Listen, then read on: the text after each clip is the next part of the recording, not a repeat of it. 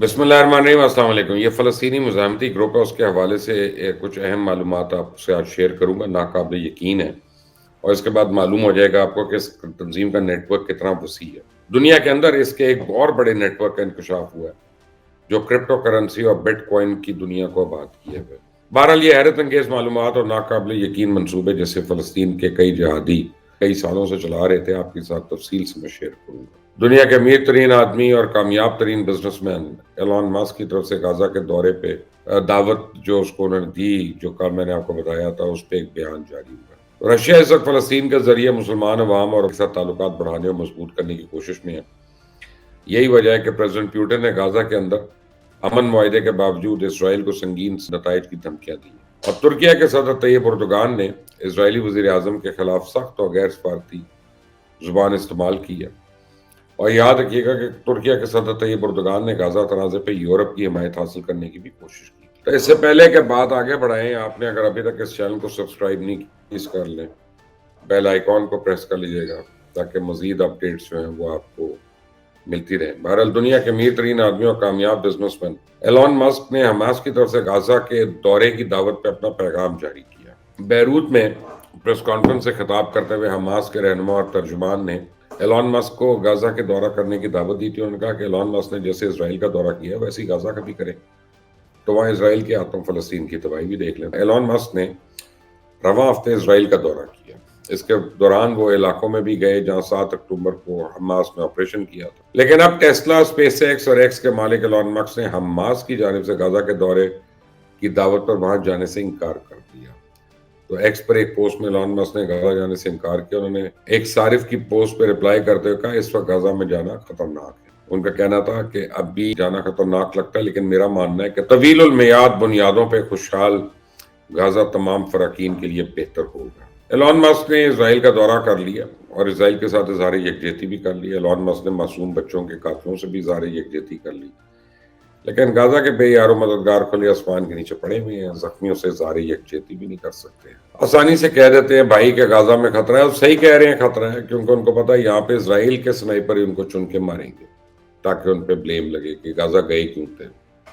بہرحال اس تنازع نے پوری دنیا کے چہرے سے نقاب اتار کے پھینک دیا، سب کا اصل چہرہ پوری دنیا کے سامنے آ گیا۔ اب میرا نہیں خیال کہ غزہ والوں کو ایلون مسک کی مدد کی کوئی امید ہوگی، بس ایک انہوں نے پولیٹیکل سٹیٹمنٹ پوائنٹ سکورنگ کرنی تھی، وہ ہو گئی۔ ترکیہ کے صدر طیب اردوغان جو ہے وہ بڑی سخت زبان استعمال کر رہے ہیں۔ انہوں نے یورپ کی حمایت حاصل کرنے کی کوشش کی تو ناکامی ہوئی ہے، کیونکہ جرمنی وزٹ کے ساتھ ہی جرمنی کے اندر فلسطین کے عسکریت تنظیم کے خلاف ایک کریک ڈاؤن شروع ہو گیا، اور جوائنٹ پریس کانفرنس کے دوران بھی جرمن قیادت نے ترک صدر کے موقف کی حمایت نہیں کی۔ اس کا ایک فائدہ یہ بھی ہوا کہ ترکیہ یورپ سے جو امیدیں وابستہ کر کے بیٹھا تھا، ترکیہ کو اندازہ ہو گیا کہ یورپ کبھی بھی ترکی یا اس کے مفادات کو سپورٹ نہیں کرے گا۔ ترکیہ کے صدر جو ہیں وہ جذباتی فن خطابت کر کے پوری دنیا بالخصوص مسلمانوں میں تو بہت شہرت رکھتے ہیں اور اس حوالے سے بڑے پسند کیے جاتے ہیں۔ اب انہوں نے اسرائیلی وزیر اعظم پہ شدید تنقید کرتے ہوئے تمام صورتحال کا ذمہ دار نیتن یاہو کو ٹھہرایا۔ انہوں نے نیتن یاہو کو سارے تنازع کی جڑ قرار دینے کے ساتھ ساتھ غزہ کے اندر وحشیانہ کارروائی اور بچوں کے قتل پہ کسائی کا خطاب دیا، اور اس سے پہلے بھی طیب اردوغان جو ہے اسرائیل کے بارے میں سخت موقف دے چکے ہیں، لیکن دوسری طرف ترکی اور اسرائیل کے سفارتی تعلقات کسی نہ کسی صورت جاری ہیں۔ تو روس اس وقت فلسطین کے ذریعے مسلمان عوام اور عوام ممالک کے ساتھ تعلقات بڑھانے اور مضبوط کرنے کی کوشش کر رہے ہیں۔ تو یہی وجہ ہے کہ صدر پیوٹن نے غزہ کے اندر امن معاہدے کے باوجود اسرائیل کو سخت نتائج کی دھمکیاں دے دی۔ روس بھی اس وقت بہتی گنگا میں ہاتھ دھونا چاہتا ہے، کیونکہ روس بخوبی جانتا ہے کہ شاید اس وقت اس کے بعد حساب کتاب برابر کرنے کا پھر موقع نہ ملے۔ مشرق وسطیٰ کے حوالے سے اس وقت امریکہ اور اسرائیل بری طرح پھنس چکے ہیں۔ اسرائیل کسی مضبوط معاہدے کے تحت اس تنازع سے اپنی جان چھڑانا چاہ رہا ہے، لیکن روزانہ اس میں کوئی نہ کوئی مشکل ہو جاتی ہے۔ تو ایک طرف حوثی باغیوں کی کارروائیاں ہیں، جہازوں کا اغوا ہے، لیبنی سرحد پہ حزب اللہ ہے، مشرق وسطیٰ میں ایران کے امریکی بحری بیڑوں کو وارننگ ہے، اوپر سے رشیا نے اسرائیل کو خبردار کر دیا ہے۔ تو اگر اسرائیل نے شامی سرحدوں پہ اپنی کارروائیاں نہیں بند کی تو پھر روس بھی اپنے فوج کو احکامات دے گا، اور رشین صدر نے شامی سرحدوں کے تحفظ کا اعادہ کرتے ہوئے اسرائیل کو خبردار کیا کہ وہ شامی سرحدوں پہ کسی بھی قسم کی کارروائی سے باز رہے۔ یعنی اسلامی ملک جو ہے شام ایران کے بعد روس کا دوسرا بڑا اتحادی ہے، اور شام روس کے لیے انتہائی اہمیت کا حامل اسلامی ملک ہے۔ شام کے اندر روس کا فوجی اڈہ بھی ہے جسے روس اور ایران مل کر کنٹرول کرتے ہیں۔ امریکن اور اسرائیلی حکام بار بار الزام عائد کر چکے ہیں کہ فلسطینی اور لیبنیز عسکری تنظیمیں جو ہیں اسلحے کی نقل و حرکت کے لیے شام کے فوجی اڈوں کا استعمال کرتی ہیں، ان میں ایران ملوث ہے۔ بہرحال حماس کے حوالے سے آپ کو ایک امپورٹنٹ چیز شیئر کروں جو ذرا یقین کرنا مشکل ہے، اس کے بعد آپ کو پتہ چلے گا کہ نیٹ ورک کیا ہے ان کا۔ حماس کے دنیا کے اندر حماس کے ایک بڑے نیٹ ورک کا انکشاف ہوا ہے جو کرپٹو کرنسی اور بٹ کوائن کی دنیا کو آباد کیے ہوئے۔ یہ حیرت انگیز معلومات اور ناقابل یقین منصوبہ ہے جسے فلسطین کے جہادی کئی سالوں سے چلا رہے تھے۔ اس وقت جو معلومات میں آپ کو شیئر کر رہا ہوں اس کے بعد یہ بات یقین سے نہیں کہی جا سکتی حماس کا نیٹ ورک نیو یارک اور واشنگٹن تک بھی پھیلا ہوا ہے کہ نہیں۔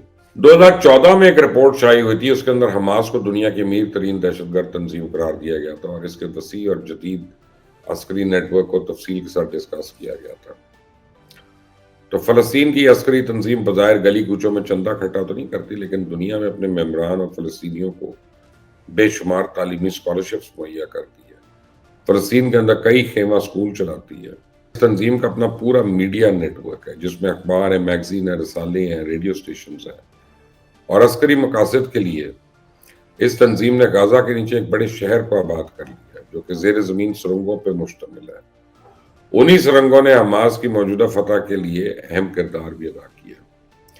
یہ بات ہمیشہ موضوع بحث رہی ہے کہ اس تنظیم پر اتنا پیسہ کہاں سے آتا ہے اور وقت گزرنے کے باوجود یہ اتنی طاقتور کیسے ہوتی جا رہی ہے۔ تو اب یورپین نیوز ایجنسیز نے ایک حیران کرنے والی رپورٹ جاری کی ہے جس میں حماس کی جانب سے کرپٹو کرنسی کے ایک بڑے نیٹ ورک کا انکشاف ہوا۔ چونکہ فلسطین کی عسکری تنظیم یورپ اور امریکہ کی طرف سے ان پہ بے پناہ پابندیاں ہیں اور لہٰذا وہ رقم کی منتقلی کے لیے یا اس کو ٹرانسفر کرنے کے لیے ہمیشہ ان کو مشکلات کا سامنا ہوتا ہے، لیکن اب انہوں نے اس کا ایک حل نکالا ہوا ہے۔ اپیرنٹلی 7 اکتوبر کو جو آپریشن میں رقم استعمال ہوئی اس کا بڑا حصہ کرپٹو کرنسی کے ذریعے منتقل کیا گیا، اور اگرچہ اسرائیل کی وزارت دفاع نے حماس کے ورچوئل بٹوے قبضے میں لینے کا دعویٰ کیا ہے لیکن اس کی بھی تصدیق نہیں ہوئی ہے، اور پھر ان بٹووں کے قبضے میں لیے جانے کے بعد حماس کا کرپٹو کرنسی کا نیٹ ورک ٹوٹ جائے گا؟ تو اس کا جواب ہے نہیں، کیونکہ حماس اس سے پہلے بھی اسلحے اور کرنسی کی نقل و حرکت کے لیے ایک سے زیادہ ذرائع استعمال کرتی ہے۔ تو موجودہ تنازع میں حماس کی طرف سے شمالی کوریا کا اسلحہ استعمال کرنے کی بھی اطلاعات ہے۔ یہ کیسے ممکن ہوا